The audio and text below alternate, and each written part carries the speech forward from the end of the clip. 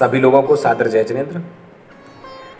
आइए आज की हम कक्षा प्रारंभ करते हैं और अभी तक पिछली 5 कारिकाओं के माध्यम से हम बहुत कुछ समझ चुके हैं और इष्टोपदेश की जो कक्षाएं चल रही हैं और जितने भी स्वाध्याय प्रेमी लोग हैं बहुत ही अच्छे तरीके से इन कारिकाओं को समझ रहे हैं, बहुत ही अच्छा आउटपुट मिल रहा है और निश्चित मानिए कि इस समय हम लोग इस स्वाध्याय में अपना समय लगा रहे हैं, इस टेक्नोलॉजी का बहुत सदुपयोग कर रहे हैं और ना जाने इस समय कितने संसार में लोग होंगे जो अन्य अन्य प्रकार से पाप कार्य कर रहे होंगे, लेकिन हम घर में बैठ कर के भी ये अपना समय सदुपयोग में लगा रहे हैं, स्वाध्याय की परंपरा को आगे बढ़ा रहे हैं।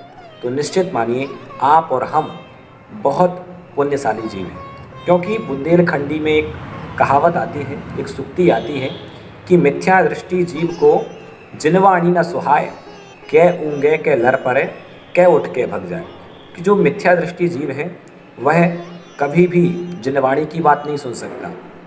यदि कभी धोखे से चैनल खुल भी गया, जिनवाणी की बात आ रही होंगी तो उसको पलट देगा।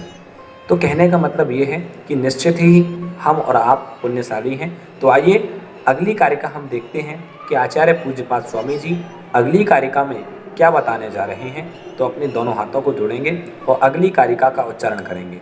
तो आइए आप और हम अगले जो कारिका है उसका उच्चारण करें। वपुर्ग्रहं धनं तारा, पुत्रा मित्राणि शत्रवः, सर्वथान्यस्वभावानि, मूढ़ा स्वानि प्रपद्यते, मूढ़ा स्वानि प्रपद्यते। आइए अब हम इस कारिका का शब्द से अर्थ लगाते हैं। इस कारिका के माध्यम से आचार्य महाराज हमें बताने जा रहे हैं कि जो मोही प्राणी होता है वह सदैव पर पदार्थों को अपना मानता है। क्या कह रहे हैं? बपुर ग्रहम धनम दारा, पुत्रा मित्राणि शत्रुवः।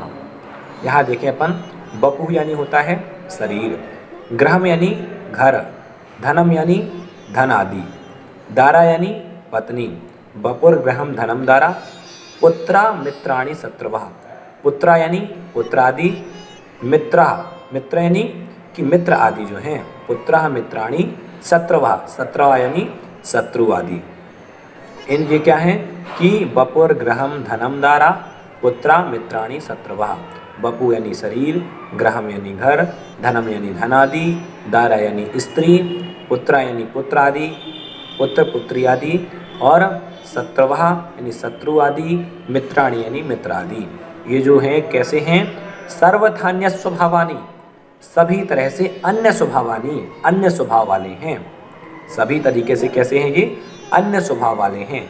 फिर भी मूढ़ा स्वानि प्रपद्यते, जो मूढ़ा होता है, जो मूर्ख व्यक्ति होता है, वो क्या है? स्वानि, अपने, प्रपद्यते नहीं मानता है, इनको अपने मानता है। जबकि देखा जाए तो ये सभी लोग भिन्न भिन्न स्वभाव वाले हैं।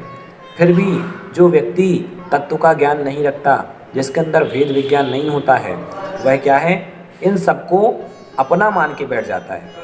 तो यहाँ पर बताना चाह रहे हैं कि जो मोह से आच्छादित प्राणी हो जाता है वह कभी भी अपने आत्मस्वरूप को नहीं जान पाता, और जो अपने आत्मस्वरूप को नहीं जानता वह पर पदार्थों को अपना मान बैठता है। तो कहने का मतलब ये है कि आचार्य महाराज कह रहे हैं, और कहने का मतलब यही बताना चाह रहे हैं, सुत दारा होए असीरी, सब स्वार्थ के हैं भीरी। तो यहाँ आचार्य महाराज बताना चाह रहे हैं कि सब प्राणी अपने स्वार्थ के लिए ही संबंध बनाते हैं। कोई मित्र, शत्रु जो भी हैं, ये सब कौन हैं? अन्य हैं, वो अन्य स्वभाव वाले हैं। तो यहाँ पर एक बार हम भावार्थ को लगाएं तो आचार्य महाराज क्या कह रहे हैं कि शरीर, गृह, धन, पुत्र, स्त्री, मित्र, शत्रु आदि जो हैं ये सब कैसे हैं? अन्य स्वभाव वाले हैं। लेकिन जो मूढ़ व्यक्ति होता है, मूर्ख व्यक्ति होता है, जो तत्व से अनभिज्ञ होता है, जिसके अंदर भेद विज्ञान नहीं होता है, वह इन सबको अपना मान करके बैठ जाता है। तो हमें कैसे बनना है? ज्ञानी। तो ज्ञानी कब बनेंगे? जब हम इस अपने आप में द्रव्य दृष्टि लाएंगे, अपने आप में भेद विज्ञान लाएंगे, तभी हम सम्यक दृष्टि बन पाएंगे। हम बाहरी बोलने वाली बात अलग होती है कि हम बोलें, लेकिन उसको अनुभव में लाना, हम बोल तो देते हैं कि सब अलग हैं, संसार असार है, लेकिन वास्तविकता में हमें असारता दिखती है क्या? और जिनको असारता दिखती है वह निर्ग्रंथ दिगंबर हो जाते हैं। तो बंधुओं, ये जो हम इष्टोपदेश ग्रंथ पढ़ रहे हैं, इसको पढ़ने के साथ साथ अपने मन में हम उसको चरितार्थ करें और उस पर विचार करने का प्रयास करें। यदि हम इन कारिकाओं का अर्थ लगा करके इन पर हम चिंतन डालेंगे, क्या वास्तव में आचार्य जो लिख रहे हैं ये सत्य है?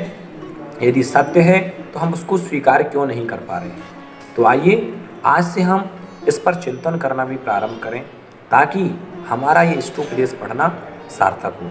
फिर हम अगली कारिका में अगले अध्याय के साथ अगले एपिसोड में आपके बीच उपस्थित होंगे। तब तक के लिए सभी लोगों को